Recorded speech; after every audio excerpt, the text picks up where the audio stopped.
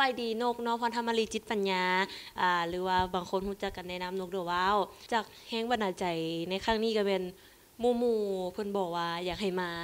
ลองเบิ่งเพราะว่าห้องเพลงเป็นสิ่งที่นกถนัดอยู่แล้วก็เฮ็ดทุกๆมื้อหั่นน่ะอยากให้ลองมาเฮ็ดเบิ่งเพราะว่าบางเทื่ออันนี้อาจจะเป็นแนวของนกหลายก่อนหมู่สรุปคือหมู่ส่งมาเจ้า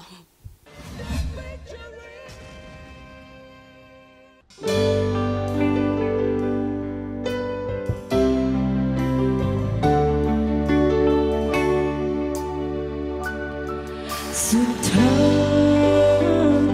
คุยพอจะมาได้เพียงเท่านี้ขอโทษทีจำเป็นต้องได้ปล่อยไป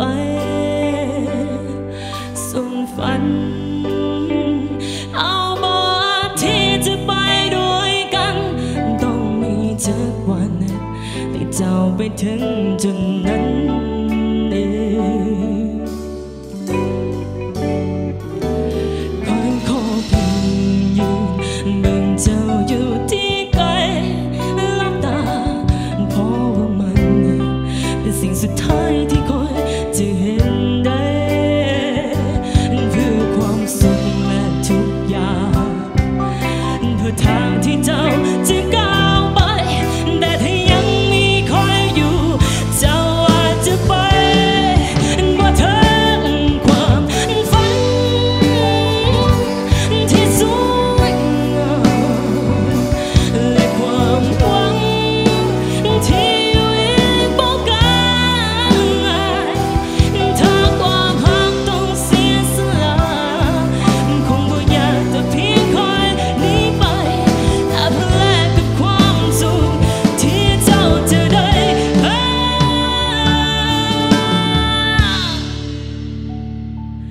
คอยอยู่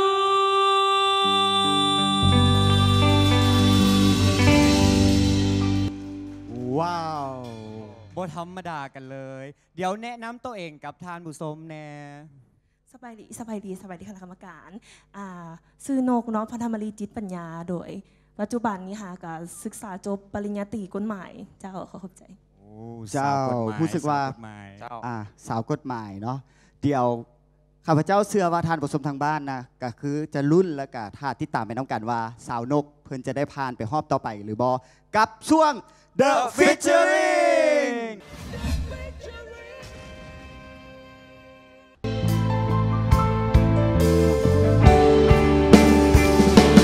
ความฝันที่สวยงามและความหวังที่อยู่อีกบ่ไกลถ้าความรักต้องเสียสละคงบ่อยากจะเพียงคอยหนีไปแต่เพื่อแลกกับความสุขที่เจ้าจะได้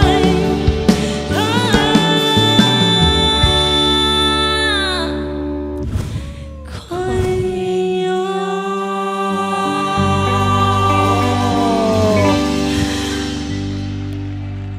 โอ้โหเมื่อกี้พิธีกรก็แอบลุ้นไปน้ำกันเนาะว่าจะมีโค้ชผู้ใดที่ลุกมาไปฟังโค้ชของพวกเขากันเลยว่าจะไฟท์แนวใดเพื่อได้น้องคนนี้เข้ามาอยู่ในทีมไอต้าเริ่มไฟท์ นกจีบอมือนั้นเขาเจอกันอยู่ห้านอาหารแห่งหนึ่งนกยังมาขอโอกาสกับไอ้ นาง นกบอกว่าปั้นน้องดูสร้างน้องดูถึกบอมือนี้เป็นโอกาสของน้องและไอ้ยืนอยู่วันนี้และไอ้กำลังจะเลือกน้องไอ้บอกว่าน้องสิเลือกไอ้บอแต่ไอ้บอกน้องเลยว่ามือนี้น้องมีโอกาสแล้ว อาจจะเป็นโอกาสเดียว โอ้โห โอกาสเดียวก็โอกาสสุดท้ายนี่มาตลอด ผมมีโอกาสสุดท้ายอาจจะเป็นโอกาสเดียว โอเค โคสตาเฮามาแบบซึ้งกันเลยทีเดียวเจ้าต่อไปเป็นโค้ชไกเลยเนาะ สำหรับเอ้ยไก่เองเนาะมื้อนี้ที่เอ้ยไก่ขึ้นมาเฮียงกับไอ้ต้านี่เอ้ยไก่บอกได้เลยว่าน้องจะเลือกไผ่นี่เอ้ยไก่บ่เสียใจเลยเพราะว่าพวกเอ้ยทั้งสองนี่อยากจะเป็นเอ้ยอ้ายที่ว่าหักน้องอีหลีและเอ้ยก็อยู่เคียงข้างทุกความสำเร็จของน้องตั้งแต่ประกวดเดอะวาวแล้วก็ทุกความสำเร็จของน้องเลยถึงว่ามื้อนี้น้องจะบ่เลือกเอ้ยไก่เอ้ยก็บ่เสียใจเพราะว่าไอ้ต้าเราก็เก่งคือกันถึงว่าน้องเสื้อมั่นเอ้ย น้องเลือกเอ้ยก็ดีใจที่เอ้ยจะได้เป็นส่วนหนึ่งที่พาน้องไปสู่ผลสำเร็จแต่ถ้าน้องบ่เลือกเอ้ยบ่เป็นอย่างหน่อยเจ้าก็ได้เลือกคนที่เจ้าคิดว่าจะนำพาเจ้าไปสู่ความสำเร็จเอ้ยเห็นคนที่เอ้ยหักมีความสุขและได้พบกับผลสำเร็จเอ้ยก็ดีใจนำที่สุดโอ้ my god ซึ้งตรึงใจในเวลานี้นกต้องเลือกแล้วล่ะว่าจะเลือกอยู่กับโค้ดผู้ใดระหว่างโค้ดต้ากับโค้ดไก่เป็นว่าน้องเขาเข้าใจไอ้ต้าหลายๆเขาเข้าใจไกลๆหลายๆป้านึกว่าจะไม่มีใครเลือกเขาแล้วสอนทำอิฐเนาะเราจะให้มาได้ยินเสียงไอ้ต้ากับไอ้ไก่โอ้ไอ้เอ้ยเขาเพิ่นยังบ่ลืมเขาเนาะกะไอ้ต้ากับฮู้จักกันมาโดดแล้วเนาะตั้งแต่เขาวงการมาใหม่ๆตั้งแต่นุกยังเป็นแดนเซอร์ตัวน้อยๆห้องเต้นให้ไอ้ต้าอยู่ไอ้ชื่อแม่นตอนนั้นก็ไปเต้นให้ไอ้ต้าอยู่แล้วกะมักห้องเพลงเนาะมักไอ้ต้าแม่นเพลงเราม่วนหลายแหละไอ้ไก่เนาะก็ฮู้จักเราตั้งแต่รายการเดี๋ยวว่ามาไอ้ไก่เป็นคนที่แบบว่าสอนน้องได้ดีทุกอย่างได้ดีเบิด